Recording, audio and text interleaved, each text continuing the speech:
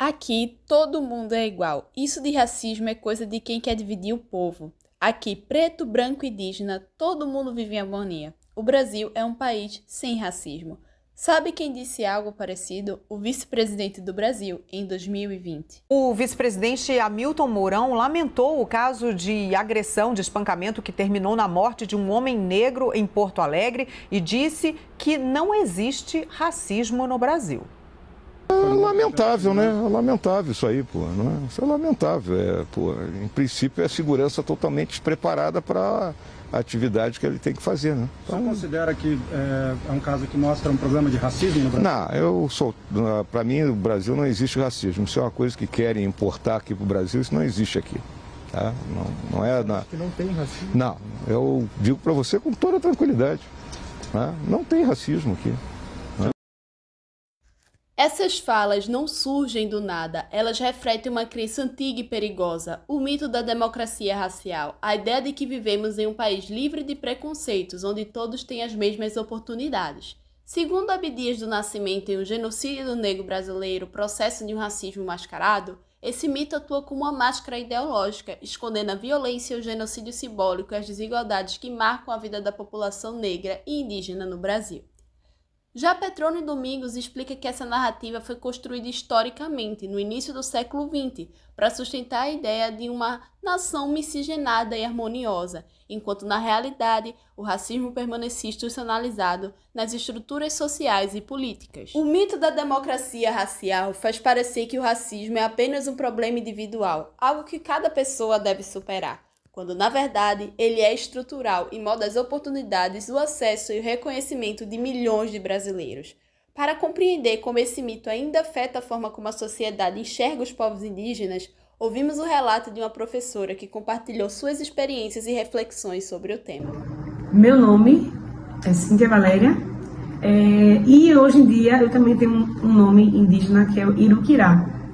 Vou contar um pouquinho da minha história em relação a minha origem indígena ancestral, né? Eu sou professora do ERI Professor Cândido Duarte, professora de Biologia, estou aqui há 11 anos e eu tenho uma história que antecede um pouco essa questão da identidade indígena, porque quando eu era pequena, eu sabia que a minha origem era mais ligada à questão afro, porque a minha mãe era negra e meu avô também, só que eu tinha uma história indígena que é da minha avó, que nunca chegava para mim a história original.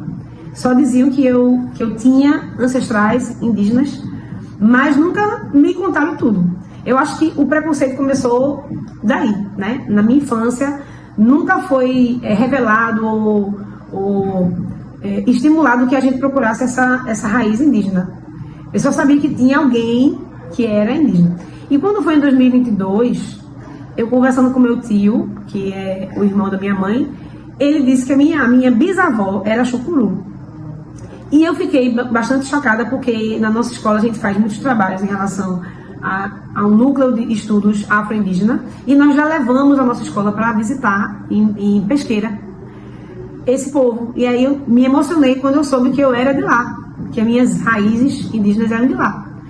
E também nesse mesmo processo, né, concomitantemente, eu estava passando por um processo de um reconhecimento meu em relação a um povo que me aceitou, que é um povo indígena de contexto urbano, que se chama o povo Carachuanaçu, que estava numa história de retomada desde 2021, que ficou um pouco atrapalhado por conta da pandemia, mas aí em 2022 eles passaram por esse processo de retomada de um território que fica em Igaraçu.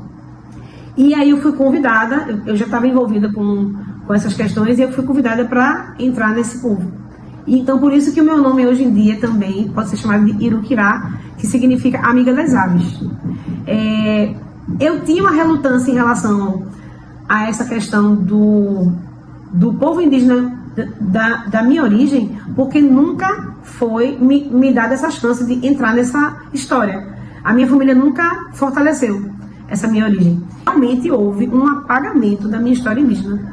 Eu só soube que teve, mas ninguém me contou. Inclusive, eu olhando para as fotos da minha avó, eu identifiquei que ela tinha, né, traços indígenas.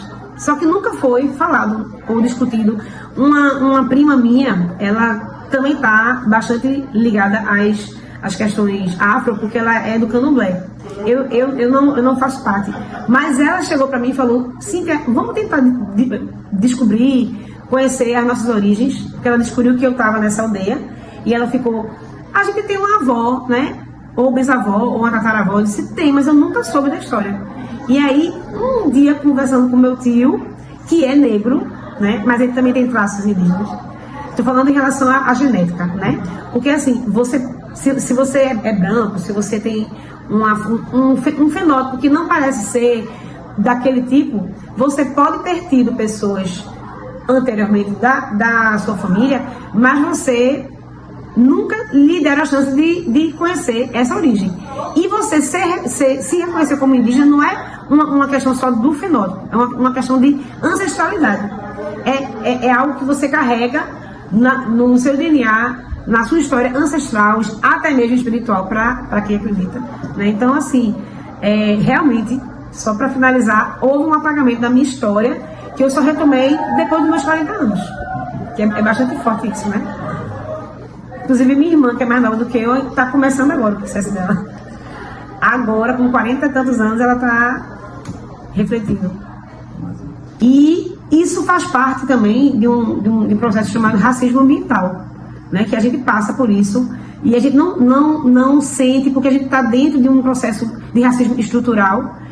E aí eu descobri e estou me redescobrindo a cada dia, não somente como afro, mas também como indígena. Hoje em dia eu me identifico como indígena, né? E estou nessa luta pelas questões socioambientais, mas assim, não só pelos indígenas, mas também por todo o povo que sofre com relação ao racismo, né? Então, assim, dizer que existe uma democracia para esse povo, não, porque, por exemplo, quando a gente fala de pandemia, né, a gente viu muito preconceito em relação à questão da vacina para os indígenas, né, para os quilombolas.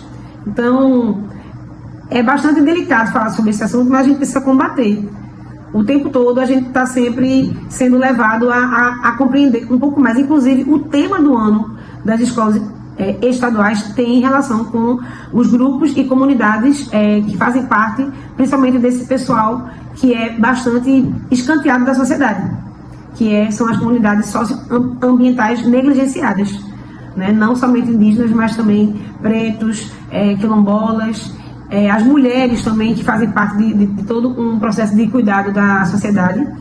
Então, é isso. A experiência da professora reflete de muitos outros que ainda lutam para serem reconhecidos. Enquanto o Brasil continuar dizendo que não é racista, continuará apagando quem o construiu. Que esse vídeo seja um convite à reflexão. Só quando o país reconhecer as histórias que calou, poderá construir uma sociedade realmente justa e plural?